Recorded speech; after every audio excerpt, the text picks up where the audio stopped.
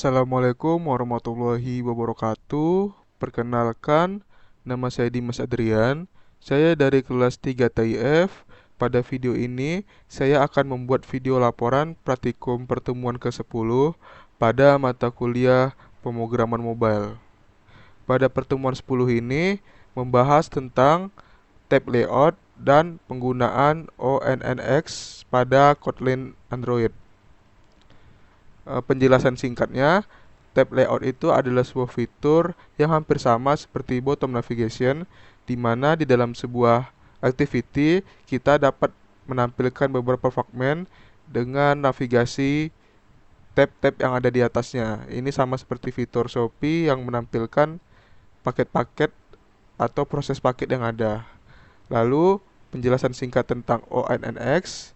ONNX adalah sebuah format model machine learning yang bersifat open source yang dirancang untuk mengubah semua format atau sebuah model yang terbuat dari beberapa framework seperti PyTorch, TensorFlow dan lain-lain itu menjadi satu format yang sama, yaitu format .onnx. ONNX ini berfungsi agar semua model yang dijalankan di Python atau yang lainnya dapat dijalankan di aplikasi multiplatform seperti iOS, Android, web, cloud, dan lain-lain dengan format ONNX atau fitur ONNX Runtime. Baik, langsung saja lanjut kepada demo aplikasinya. Pertama, kita langsung saja login kepada aplikasi yang telah kita buat. Lalu selanjutnya langsung buka tombol wiki ONNX yang saya telah buat yang akan mengakses sebuah halaman yang menerapkan tab layout. Baik, di sini saya telah membuat sebuah tab layout yang berisi 4 fragmen yang dimana-mana kontennya ini terdiri tentang ONNX-nya sendiri, lalu formatnya, model, dan penjelasan database.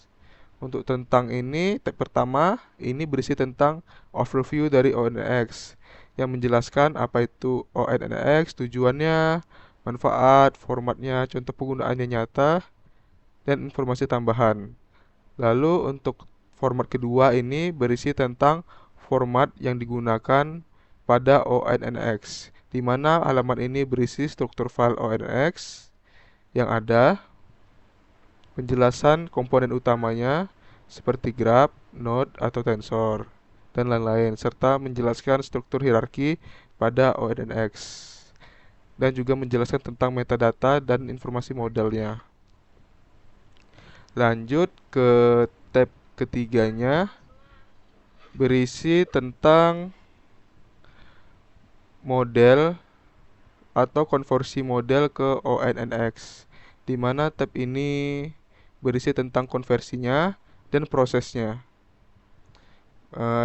Mulai dari penjelasan dari konversi dari PyTorch, TensorFlow juga ada di sini, dan dari Skitlearn juga ada penjelasan contoh untuk konversinya ke format .onnx. Yang terakhir itu ada tab yang keempat yang berisi tentang dataset, di mana pada tab ini berisi penjelasan database yang akan saya gunakan atau yang bisa digunakan pada proyek aplikasi kebun binatang ini. Dimulai dari penentuan, preview datanya, alasan pemilihannya, cara digunakannya, proses training, konversinya, implementasinya, dan alasan mengapa cocok untuk aplikasi mobile. Yang akan saya jelaskan di penjelasan berikutnya. Sekian dari penjelasan dari demo aplikasinya. Lanjut kepada error yang saya temukan. Error yang saya temukan sebelumnya terdapat pada Wikitabs adapter atau adapter yang saya buat, di mana di sini saya ada error karena saya tidak melihat jumlah tabnya. Jadi sebelumnya itu saya membuat 5, Jadi saat dijalankan, aplikasinya ini tidak error, tapi membuat space baru pada tab layoutnya. Nah, pada di sini ada sebuah tab kosong yang muncul. Jika diklik, aplikasi akan keluar sendiri atau tabnya itu langsung close. Jika kita ulang lagi, maka dia aplikasinya akan berhenti. Dan jika kita lihat di log chatnya itu terdapat pesan posisi tidak valid yang telah kita inisiasikan sebelumnya. Jadi untuk mengatasinya kita perlu menyesuaikan jumlah get item count-nya dengan jumlah fragmen yang kita punya.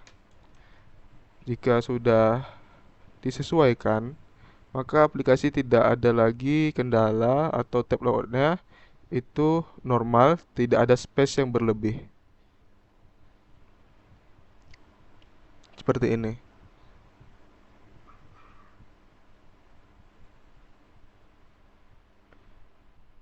Baik, lanjut kepada penjelasan cara pembuatan tab layout. Di sini pada pembuatannya kita memerlukan satu activity utama sebagai wadahnya. Seperti ini, saya membuat sebuah wiki ONX activity di mana telah menggunakan binding yang berisi tab bar, penggunaan adapter, dan penamaan pada tab layoutnya. Di sini juga berisi fungsi-fungsi dari 4 fragmen yang telah kita buat sebelumnya, yang telah ditampilkan sebelumnya. Dan di sini kita buat adapter tabs-nya yang berfungsi sebagai penghubung antara tampilan dan pemanggilan fragmennya. Di sini di mana telah kita jumlahkan sebuah jumlah dari fragmennya dan kita inisiasikan satu persatu berdasarkan array. Dan harus sesuai dan tidak boleh salah karena akan error seperti penjelasan saya sebelumnya. Oke, untuk tampilan di sini saya membuat activity wiki ONX-nya. Di mana di sini saya menggunakan toolbar dan mengambil fungsi tab layout dan menggunakan view pager 2 sebagai perpindahan fragmennya. Lalu saya membuat konten-konten yang ada di fragmen tab 1 hingga tab 4 seperti ini.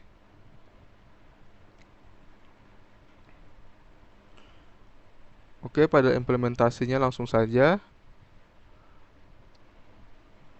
ke wiki activity-nya, di mana dia akan melakukan binding dan tentunya akan membinding toolbarnya dulu untuk menampilkan title dan subtitlenya, lalu memanggil atau membuat tab adapter yang berisi penggunaan fungsi function tabs adapter yang telah kita buat sebelumnya, dan penggunaan binding dari view pager adapternya. Lalu masukkan variabel tab adapter yang telah kita inisiasikan dari adapter yang kita panggil sebelumnya. Lalu di sini untuk tab layout medianya kita dapat melakukan custom. Di sini saya menambahkan judulnya dan icon. Sehingga pada implementasinya di sini ada icon dan judulnya seperti ini. Seperti gambar ini. Oke, selanjutnya penjelasan datasetnya. Langsung saya bacakan saja dari sini. Untuk dataset yang saya pakai itu adalah sebuah dataset yang terdiri dari beberapa fitur. Yang diantaranya fitur tersebut ada date time untuk waktu, seasons untuk menentukan cuacanya, holiday itu menentukan dia waktu libur atau tidak, dan working day itu adalah hari Senin sampai Jumat. Lalu ada fitur cuaca, fitur temperatur yang dirasakan pengunjung, tingkat kelembapan, dan kecepatan angin. Untuk contoh datasetnya seperti ini. Nah, seperti ini. Ini menggunakan true or false. Dan ini jumlah dari pengunjungnya yang akan diprediksi. Lalu untuk preview datasetnya seperti yang saya tunjukkan tadi. Dan yang variabel targetnya itu adalah count. Di sini kita akan memprediksi jumlah pengunjungnya. Alasan pemilihan dataset ini karena dataset ini sesuai dengan tujuannya untuk memprediksi jumlah pengunjung, di mana ada faktor waktu, di mana ini sangat menentukan jumlah pemesanan tiket. Contohnya pasti atau tentunya pada Sabtu dan Minggu atau weekend itu pasti akan ramai. Lalu faktor cuaca. Faktor cuaca juga menentukan, di mana jika cuaca cerah itu pasti pengunjung akan datang lebih ramai daripada hujan, pasti tidak akan datang. Untuk distribusi data stabil karena sebelumnya atau dari datanya ini telah dibersihkan. Jadi menggunakan boolean, jadi mesin lebih mudah untuk memahaminya. Oke, cara ONX digunakan adalah yang pertama itu kita melakukan training untuk pembuatan modelnya. Untuk pembuatan modelnya telah saya buat di sini.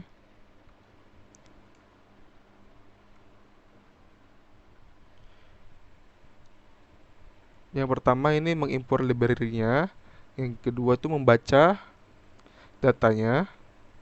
Selanjutnya kita lakukan pengubahan format, yang format datem biasanya ke format datem yang punya pandas. Lalu mengekstrak fitur-fitur baru seperti jam, waktu, bulan, dan tahun yang ada pada datetime. Jadi akan bertambah kolom baru supaya lebih banyak fitur sebagai acuan untuk prediksinya.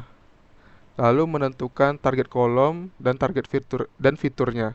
Di sini untuk target kolomnya merupakan count atau jumlah pengunjung, dan fiturnya ini seperti saya sebutkan tadi mulai season, holiday sampai year atau tahunnya. Lalu mendefinisikan X dan Y. Lalu memisahkan data uji dan data tesnya. Lalu melakukan modeling menggunakan random forest regressor. Lalu melihat akurasi datanya, di mana hasil evaluasi itu menunjukkan 0,95, yang tandanya akurasi dari model ini adalah 95%. Dan errornya itu ada 39 data dari sekitar 8.000 data yang ada. Oke, Pak, di sini fitur yang sangat berpengaruh pada jumlahnya ada pada fitur horse 1 jam ya. Di sini saya juga melakukan pengujian untuk inputan skenario 1 dan 2, di mana mesinnya ini atau model ini dapat menghasilkan prediksi yang tepat, di mana untuk skenario 1 dia menghasilkan 630 pengunjung dan skenario 2 dia menghasilkan 474 pengunjung. Oke. Selanjutnya konversi ke format ONNX menggunakan SQL to ONNX dan akan terimport otomatis ke format .onnx. Lalu implementasikan ONNX runtime ke Kotlin-nya. Sesuaikan juga inputnya.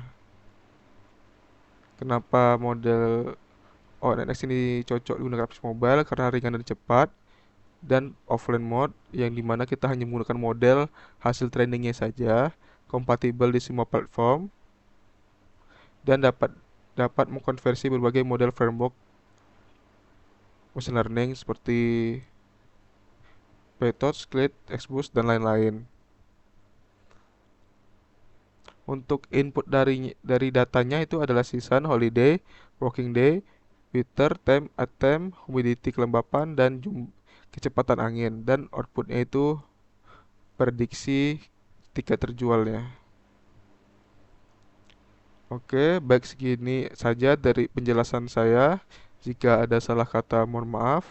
Assalamualaikum warahmatullahi wabarakatuh.